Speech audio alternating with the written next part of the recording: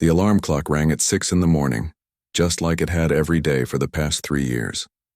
Rose Chen slowly opened her eyes, feeling the familiar ache in her shoulders before her feet even touched the cold floor. At 78 years old, she had never imagined her golden years would look like this. The small apartment was quiet except for the gentle hum of the medical equipment in the next room. Rose pushed herself up from the old couch where she slept most nights now. The bedroom had been converted for her grandson, Tommy, months ago, when the stairs became too much for both of them. She shuffled to the kitchen, her slippers making soft sounds on the worn linoleum. The coffee maker was already set up from the night before. Rose had learned to prepare everything possible in advance. Every minute of energy saved in the morning meant more strength for the important things later. While the coffee brewed, she stood at the small window overlooking the parking lot. Other people her age were probably planning their day around doctor appointments or lunch with friends. Rose was planning around medication schedules and therapy exercises. She watched an elderly man walk his dog, moving slowly but freely. When was the last time she had walked anywhere just for the pleasure of it?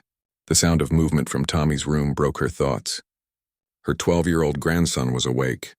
Rose quickly poured her coffee and headed to check on him. "Good morning, sunshine," she said softly as she entered his room.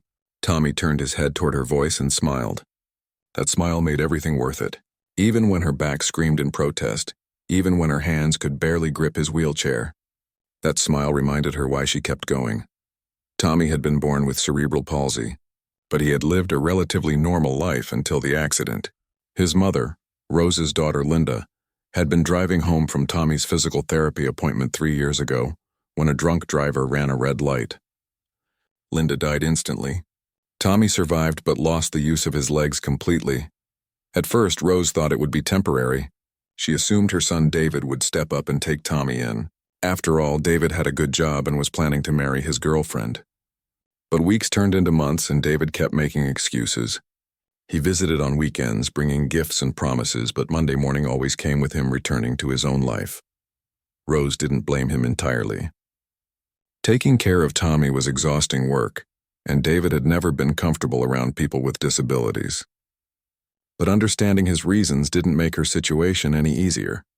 She helped Tommy with his morning routine, something that used to take Linda 15 minutes but now took Rose nearly an hour. Her arthritic fingers struggled with the small buttons on his clothes. Her back ached as she lifted him from the bed to his wheelchair. By the time they made it to the kitchen for breakfast, Rose was already tired. Tommy chatted about his dreams while Rose prepared his medication. He took 6 different pills twice a day, and she had to crush 3 of them to mix into his food. The pharmacy costs alone ate up most of her small pension check each month. She had applied for assistance programs, but the paperwork felt endless, and the waiting lists seemed even longer. After breakfast came the exercises. The physical therapist had shown Rose how to help Tommy stretch his muscles to prevent them from getting too tight. It was important work, but it meant lifting his legs, bending his joints, and supporting his weight in ways that made her own body protest. "Does this hurt, honey?" Rose would ask as she moved his leg. "No, Grandma. You're being gentle," Tommy would reply. He never complained, even when Rose could see discomfort in his eyes. His bravery broke her heart and inspired her at the same time. The mornings were just the beginning. There were doctor appointments twice a week, involving getting Tommy's wheelchair down 2 flights of stairs because the building's elevator was broken more often than it worked. Rose had to ask neighbors for help, feeling embarrassed each time. Some people were kind and willing. Others made excuses and hurried away. Grocery shopping had become a strategic mission. Rose had to plan for foods that Tommy could eat easily, medications that couldn't run out, and household supplies they needed, all while staying within their tiny budget. She couldn't carry much anymore, so trips were frequent and exhausting. The afternoons were for Tommy's education. He was too smart to waste away, so Rose had arranged for homeschooling with help from the state. She wasn't trained as a teacher, but she did her best to help him with reading, math, and science. Tommy loved learning, which made the effort worthwhile, but Rose often felt like she was failing him. Evenings were the hardest. That's when Tommy would ask about his mother, wondering when she was coming home. Rose had explained the accident many times, but Tommy's mind sometimes forgot the painful parts. She would hold him while he cried, her own tears falling silently, After Linda's death, Tommy was all she had left of her daughter, and she was determined not to lose him too. The transfer from wheelchair to bed each night had become Rose's greatest challenge. Tommy was growing and her strength was fading. Her arms would shake as she lifted him, and some nights she worried she might drop him. The fear kept her awake, imagining what would happen if she hurt him because she wasn't strong enough. David called every few days, usually asking how they were doing but rarely offering concrete help. His girlfriend had made it clear that she wasn't ready for children, especially a child with special needs. David was caught between them, Rose understood, but Tommy needed more than weekend visits and occasional gifts. Rose had reached out to social services, but the waiting lists for assistance were months long. She had called other family members, but they lived far away or had their own problems. Her sister in another state offered sympathy but couldn't provide practical help. Friends from her church helped when they could, but they had their own aging bodies and family responsibilities. Some nights after Tommy was asleep, Rose would sit in her small living room and wonder how much longer she could do this. Her body was breaking down. Her savings were gone. Her energy was running out. But then she would hear Tommy laugh at something on television, or see him working hard on a school project, and she would find the strength to keep going one more day. The apartment felt smaller each month, crowded with medical equipment and the weight of responsibility. Rose had given up her own doctor appointments to afford Tommy's. She ignored her own pain to focus on his needs. She had stopped buying clothes for herself and ate smaller portions to make sure there was enough food for Tommy. Yet despite everything, Rose felt blessed to have Tommy in her life. He brought joy and purpose to her days. His innocence and determination inspired her to be stronger than she thought possible. But deep down, she knew she couldn't continue like this forever. Something had to change, and soon. The Sunday morning started like any other, but Rose could feel something different in her body. Her hands trembled more than usual as she helped Tommy get dressed for their weekly visit with David. The shaking had been getting worse lately, and this morning it seemed impossible to control. Tommy noticed everything. He always did. "Grandma, are you okay?" he asked as Rose struggled with the buttons on his favorite shirt. "Just a little tired, sweetheart," Rose replied, forcing a smile. She didn't want to worry him. Tommy had enough to deal with without carrying the burden of her problems too. But the truth was, Rose wasn't just tired. She was exhausted in a way that sleep couldn't fix. The kind of exhaustion that settled deep in your bones and never left. Every morning felt harder than the last, and every night brought new aches that made sleep nearly impossible. David had invited them for Sunday dinner at his apartment across town. These weekly visits had become routine over the past 3 years, but Rose was beginning to dread them. Not because she didn't want to see her son, but because they highlighted everything that was wrong with their situation. The trip itself was becoming impossible. Getting Tommy's wheelchair down 2 flights of stairs, loading it into her old car, driving across town with her failing eyesight, then reversing the whole process at David's building. By the time they arrived, Rose was already drained. David lived in a modern apartment complex with working elevators and wide hallways. Everything was clean and new and easy to navigate. It was the kind of place where Tommy could have a real bedroom, where there would be space for his equipment, where the monthly costs wouldn't eat up every penny of their income. But Rose had learned not to think about such things. David had made his position clear through his actions, even if he couldn't say the words out loud. When they arrived that Sunday, Patricia answered the door. She had been dating David for 4 years now, and they had been engaged for 8 months. Patricia was a nice enough woman, Rose supposed, but there was something in the way she looked at Tommy that made Rose uncomfortable. Not cruel exactly, but distant, like Tommy was a problem to be managed rather than a child to be loved. "Hello, Rose." "Hi, Tommy," Patricia said with her polite smile. She always used that same tone, friendly but careful, like she was talking to strangers she hoped would leave soon. David appeared behind her, wearing his weekend clothes and his weekend smile. "Mom, Tommy!" Right on time. He hugged Rose gently and ruffled Tommy's hair. Rose could see the love in David's eyes when he looked at his nephew, but she could also see something else. Guilt, maybe, or fear. The kind of fear that comes from knowing you should do something but hoping someone else will do it instead. "How was your week, buddy?" David asked Tommy as they moved into the living room. Tommy launched into stories about his homeschool lessons and a new game Rose had found at the library. David listened with genuine interest, asking questions and laughing at Tommy's jokes. For those moments, Rose could almost imagine this was a normal family gathering. Patricia busied herself in the kitchen, preparing their usual Sunday meal. She was a good cook, Rose had to admit. The food was always delicious and there was always plenty. But Rose had noticed that Patricia never asked about Tommy's dietary restrictions or remembered which foods were easier for him to eat. During lunch, the conversation stayed light. David talked about his work at the insurance company. Patricia mentioned their wedding plans for next spring.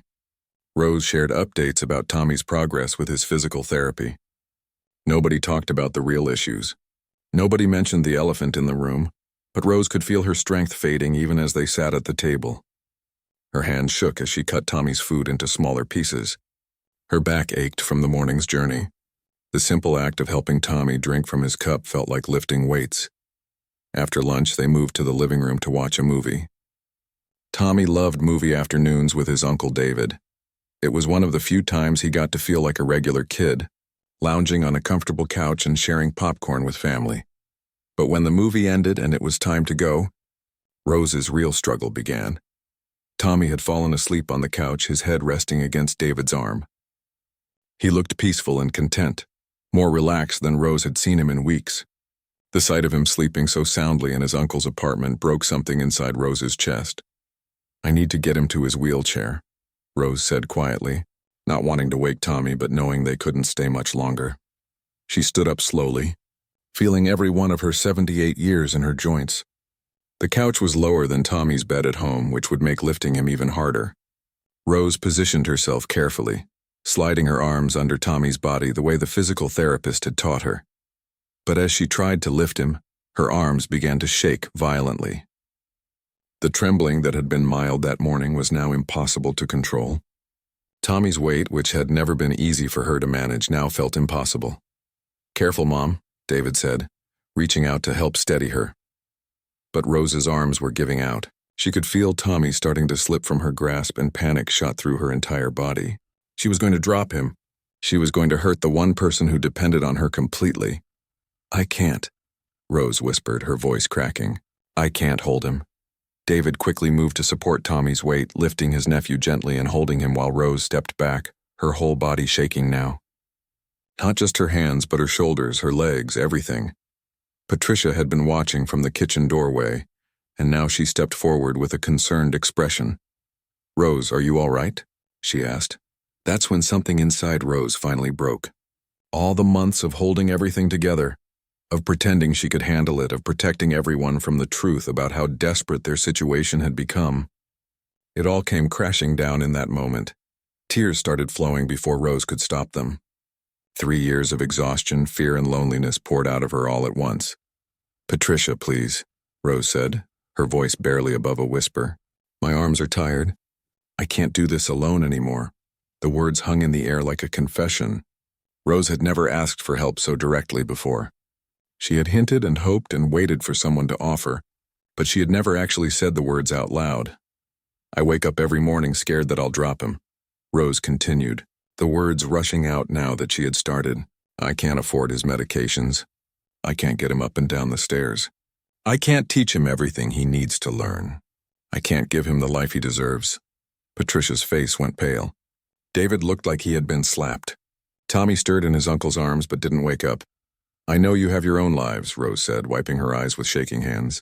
"I know this isn't what you planned. But I'm 78 years old and I'm failing him. Every day I get weaker, and every day he needs more than I can give." The silence that followed was deafening.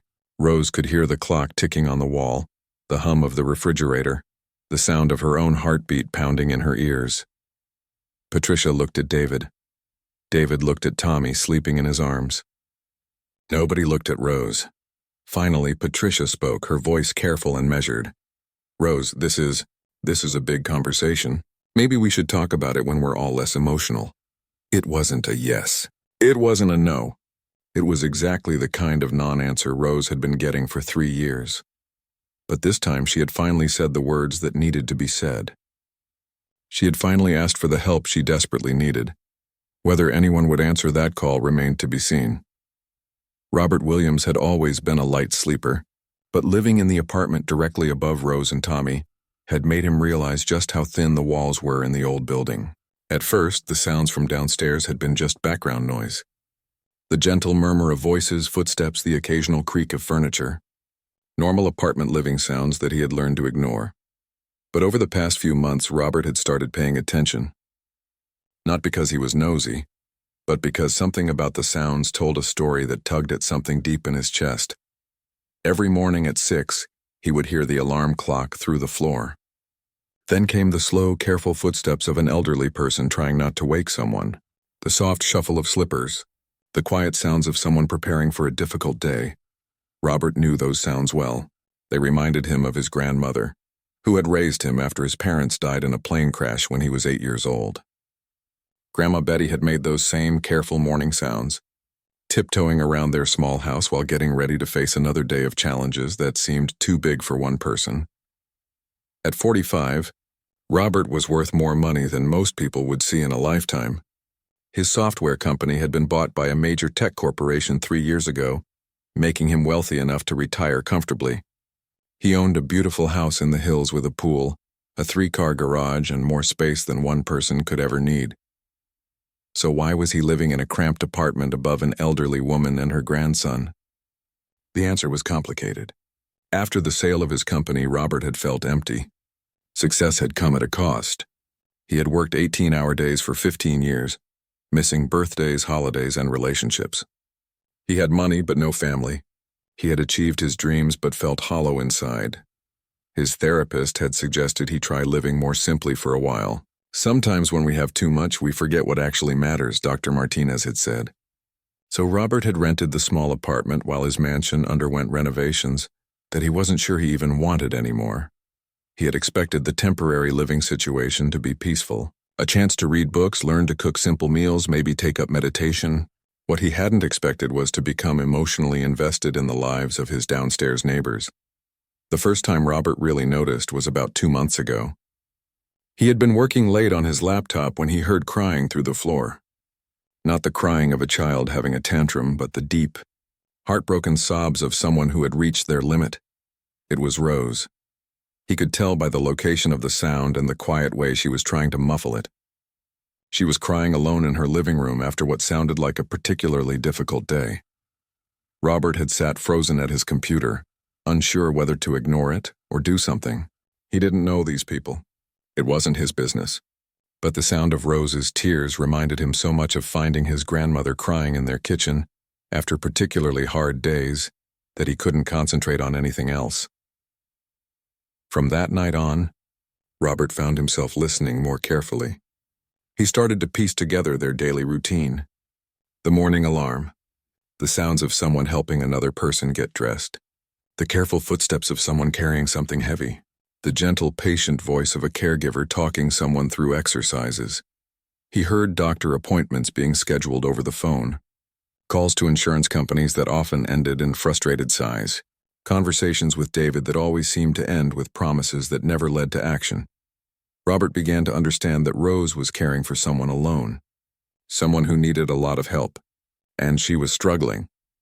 He started paying attention when they left the apartment. Through his window, he could see Rose slowly helping a boy in a wheelchair down the front steps. She was small and frail, and the boy was getting bigger. Every trip outside looked like a monumental effort for her. Robert had plenty of experience with hardship, but it had been financial and professional hardship. He had never been a caregiver. He had never had someone depend on him completely for their daily needs. Watching Rose made him realize how privileged his struggles had been. One evening, Robert heard Rose on the phone with what sounded like a social services office. She was trying to get help, but the person on the other end kept telling her about waiting lists and paperwork and requirements that seemed impossible for her to meet. "I understand you have procedures," Rose had said, her voice strained with patience. "But I'm 78 years old and I don't know how much longer I can do this alone."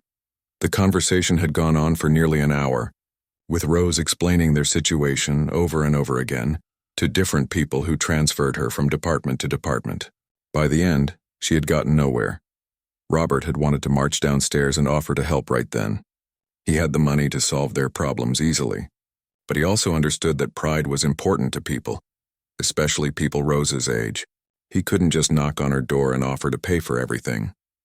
That would be insulting and might make things worse. So he had waited, hoping that somehow their situation would improve on its own. Hoping that David would step up, or that Rose would get the help she needed from the system, or that some other solution would present itself. But things only seemed to get worse. The sounds from downstairs became more strained. Rose's voice became more tired. The boy, Tommy, asked fewer questions and seemed quieter than a 12-year-old should be. Robert had even considered moving out. The emotional weight of listening to their struggles every day was affecting his own mental health. But leaving felt like abandoning them, even though they didn't know he existed. Then came that Sunday evening that changed everything. Robert had been reading in his living room when he heard voices in the apartment below. Rose and Tommy had returned from their weekly visit with David, but they weren't alone. There were other voices, David and a woman who must be his girlfriend. At first, the conversation was normal family chatter, but then Robert heard something that made him put down his book and listen more carefully. There was movement, like someone was trying to lift something heavy. Then he heard Rose's voice, strained and panicked. I can't hold him." What happened next broke Robert's heart. Rose was crying. Not the quiet, private tears he had heard before, but desperate, exhausted sobs. And then came the words that changed everything. "Patricia, please. My arms are tired. I can't do this alone anymore." Robert sat perfectly still, listening as Rose poured out 3 years of exhaustion and fear. She talked about waking up scared every morning, about not being able to afford medications, about failing the child who depended on her completely. The silence that followed Rose's plea was deafening. Robert could practically feel the discomfort of the people downstairs, the awkwardness of a family being forced to confront a problem they had all been avoiding.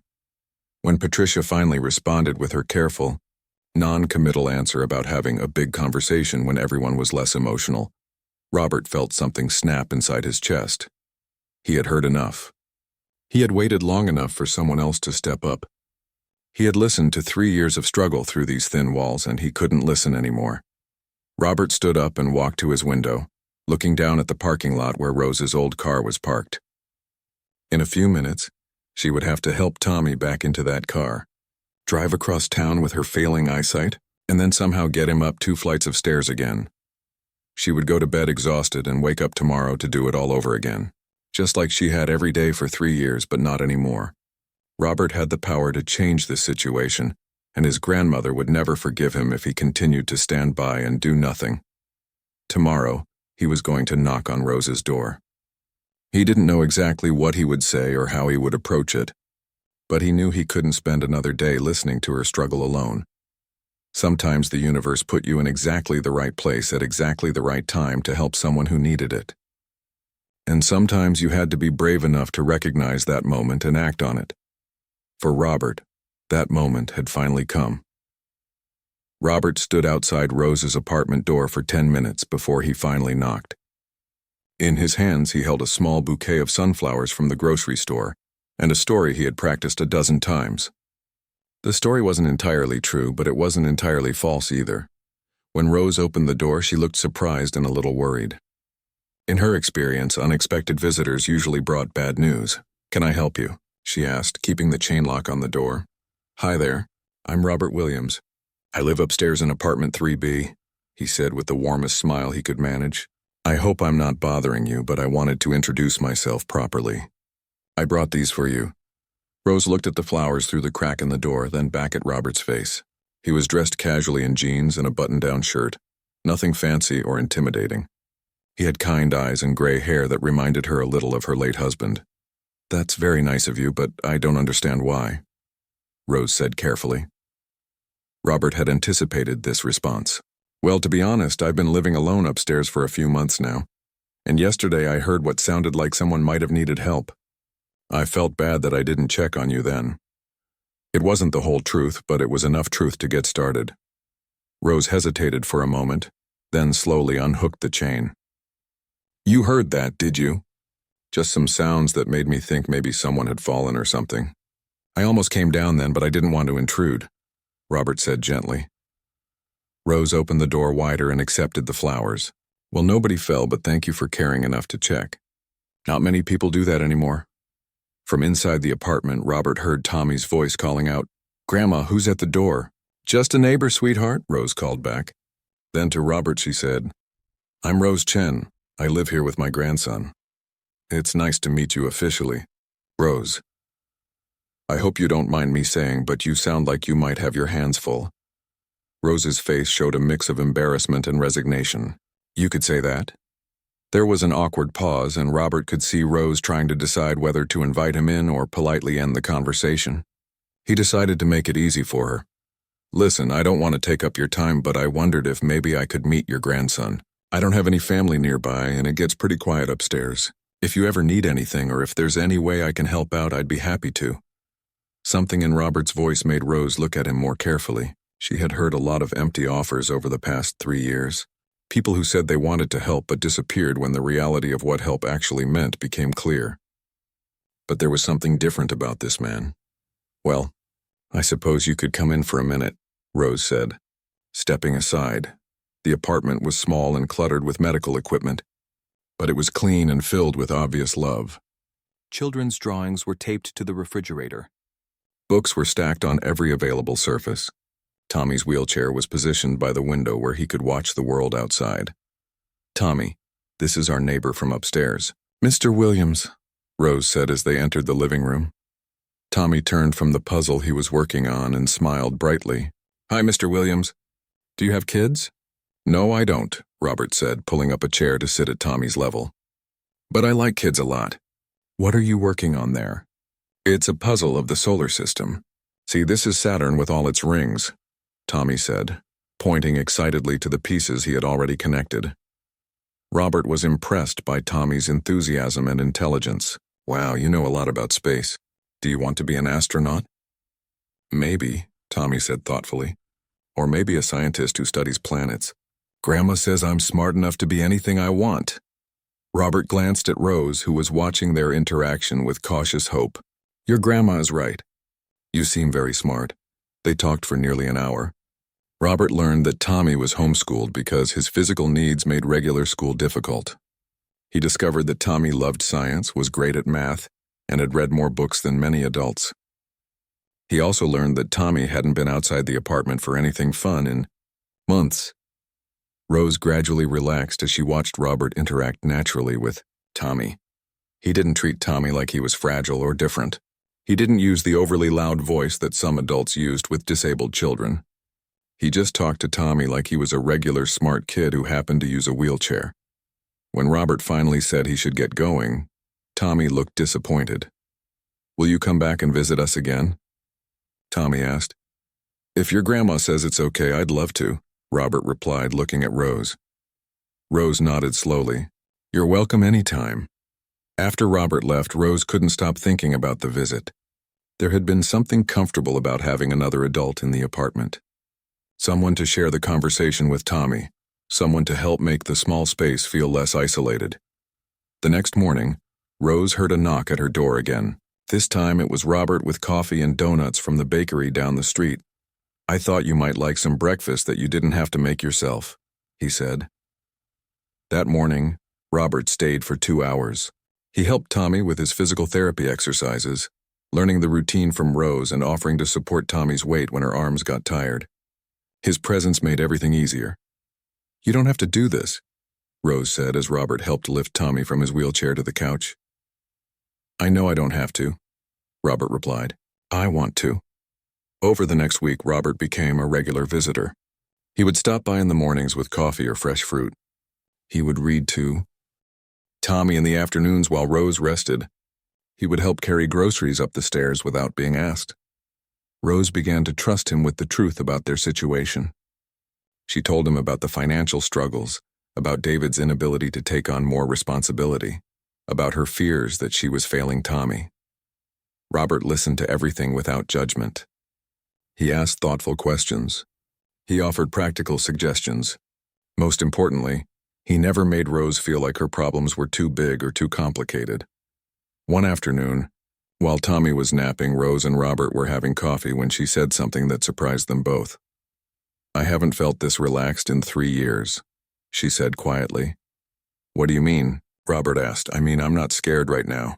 For the first time in 3 years, I'm not lying awake at night wondering what I'll do if I can't lift Tommy tomorrow, or how I'll pay for his medications, or what will happen to him if something happens to me. Rose paused, looking at Robert with tears in her eyes. I don't know why you've come into our lives, but I feel like maybe we're going to be okay. Robert reached across the table and gently touched her hand. You are going to be okay. Tommy is going to be okay. I promise you that. And for the first time in years, Rose believed that someone's promise might actually come true. The next week, Robert asked Rose if she would be comfortable with him making some phone calls on their behalf. He had connections, he explained. People who could help navigate the system, who could speed up waiting lists, who could make sure Tommy got everything he needed. Rose was hesitant at first. She didn't want charity. She didn't want to be anyone's burden. But when Robert explained that helping them actually helped him too, that he had been lonely and purposeless since selling his company, that Tommy and Rose had given his life meaning again, she began to understand this wasn't charity. This was family. The kind of family that chooses each other, that shows up when it matters, that doesn't let each other struggle alone. Within 2 weeks, Robert had arranged for a part-time care assistant to help with Tommy's physical needs. He had set up accounts to cover all medical expenses. He had found a program that would provide Tommy with better educational opportunities. But more than the practical help, Robert had given them something that money couldn't buy. He had given them hope. He had given them the feeling that they weren't facing their challenges alone anymore. And he had given Rose the most precious gift of all, the chance to be Tommy's grandmother, instead of just his caregiver. 8 months had passed since that Sunday when Rose's arms had finally given out, and she could hardly recognize her life anymore. The apartment that once felt cramped and overwhelming now buzzed with the comfortable energy of a real family. It was Saturday morning, and Rose was sitting at her kitchen table with a cup of coffee that was still warm. For the first time in years, she hadn't been awakened by an alarm or the urgent need to help someone. She had simply woken up naturally, refreshed and ready for the day.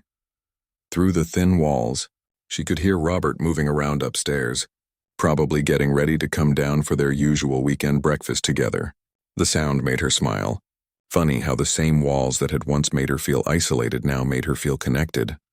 Tommy's laughter echoed from his room, where Linda, the care assistant Robert had arranged, was helping him get dressed for their big day out. Linda was a treasure, a young woman studying to be a physical therapist who genuinely loved working with children. More importantly, Tommy adored her, and she had taught Rose easier ways to help with his daily care. Grandma, Tommy called from his room. Can we go to the science museum first or the park first? Whatever you want, sweetheart, Rose called back.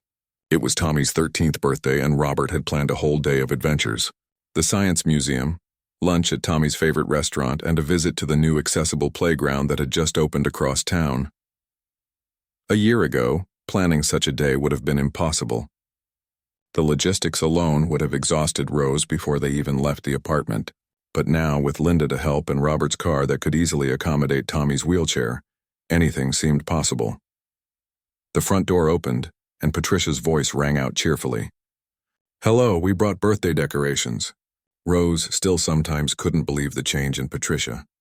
The woman who had once looked at Tommy like he was a problem to be solved now brought him small gifts every weekend, and had learned to braid his hair the way he liked it. David followed Patricia into the apartment, carrying bags of party supplies and wearing a smile that actually reached his eyes. The guilt and discomfort that had once defined his visits had been replaced by genuine joy in spending time with his nephew. Where's the birthday boy? David called out. Tommy came rolling into the living room with Linda pushing his wheelchair, his face bright with excitement. Uncle David! Aunt Patricia! Look what Robert got me. He held up a telescope, not a toy one, but a real telescope that Robert had researched carefully to make sure it was perfect for Tommy's growing interest in astronomy. Wow, that's amazing, Patricia said, kneeling down to Tommy's level to examine it closely. We'll have to set it up tonight and look at the stars. Rose watched this interaction from the kitchen doorway, still amazed by the transformation. Patricia had not only accepted Tommy into their lives but had embraced him completely. She had even insisted on postponing their wedding, until they could find a house with enough space for Tommy to visit regularly.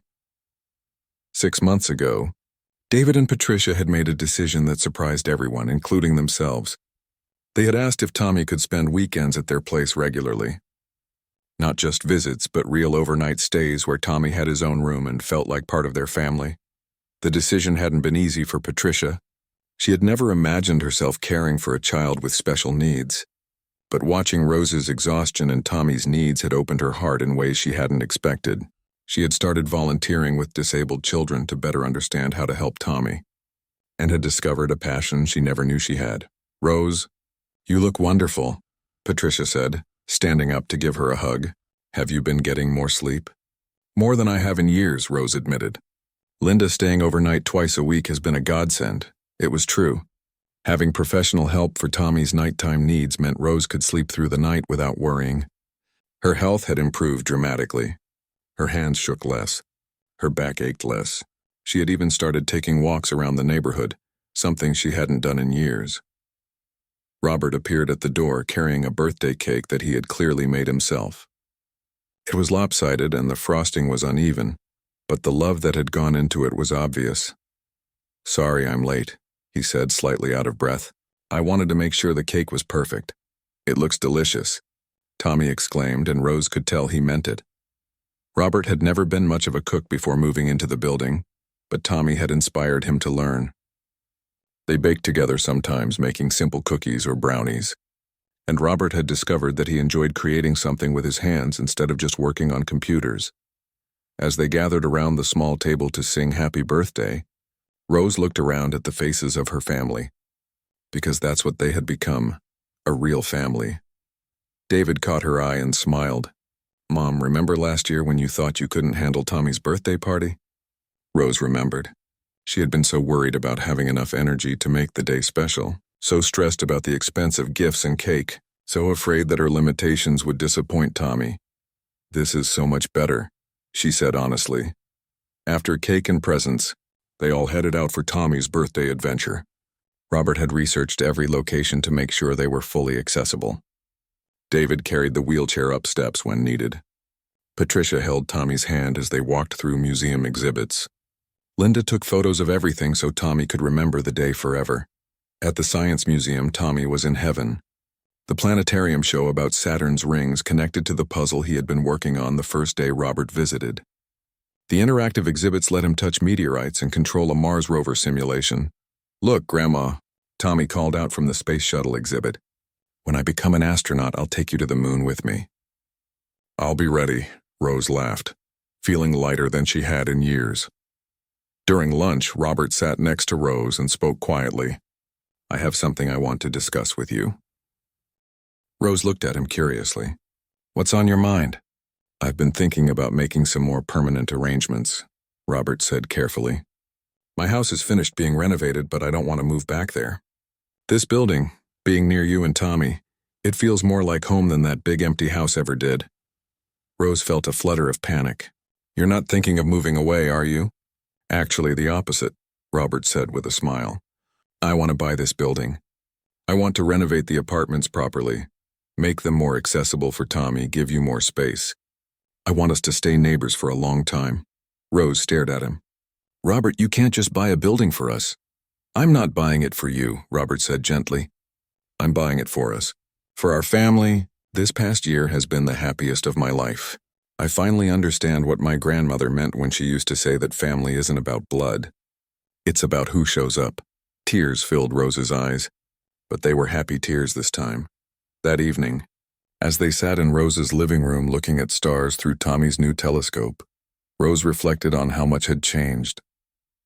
Her arms weren't tired anymore, not because she had gotten stronger, but because she was no longer carrying the weight of caring for Tommy alone. Tommy was thriving. He was getting better education, better medical care, and most importantly, he was surrounded by people who loved him unconditionally. He had gone from a quiet, worried child to a confident, curious teenager with big dreams for his future. David had found his courage and stepped into the uncle role he had been afraid to embrace. Patricia had discovered a capacity for love she didn't know she possessed. Robert had found the family connection he had been missing his whole adult life, and Rose had learned that sometimes when you're brave enough to say, "I can't do this alone," the universe sends you exactly the people you need to make sure you never have to, as she watched Tommy pointing out constellations to his uncle and aunt. While Robert adjusted the telescope settings, Rose whispered a quiet thank you to whatever force had brought them all together. Her arms had been tired that Sunday 8 months ago, but asking for help had led to the greatest blessing her family had ever received. Sometimes the end of your strength is just the beginning of discovering how much love surrounds you,